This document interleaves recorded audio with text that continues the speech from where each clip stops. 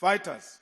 We say today at the funeral of our young people that our struggle is global.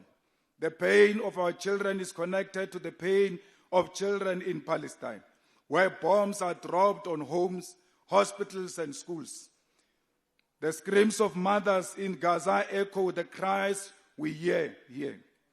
We say to the Israeli apartheid regime, the world is watching and history will judge you harshly. The EFF stands firmly with the people of Palestine and will never be neutral in the face of genocide.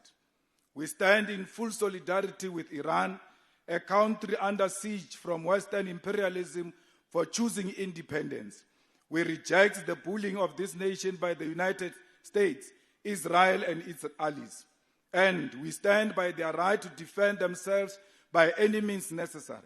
Let Israel finally have a taste of the devastation and violence it has perpetrated in Gaza. We are anti-imperialist because we understand that our struggle for freedom is bound to the struggle of all oppressed people across the world. As we reflect on the lives of the young people we are laying to rest today, young people whose lives were full of potential and courage, we must also lift our eyes beyond our borders and draw strength from examples of youth who are living proof that another future is possible. One such example is the fearless and principled revolutionary, Captain Ibrahim Traore, the president of Burkina Faso, who took power not out of greed, but out of an urgent need to liberate his people from the clutches of neocolonialism and foreign military domination.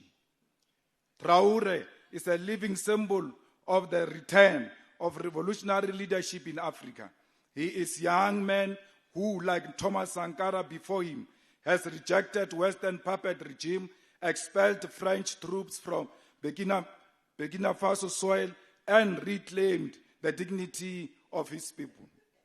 At only 36 years old, Traore has shown more courage and conviction than many leaders twice his age.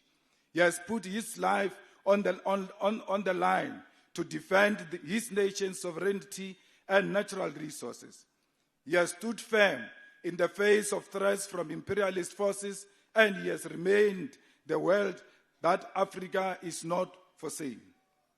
We invoke his name here today because he represents the future our young people could have, because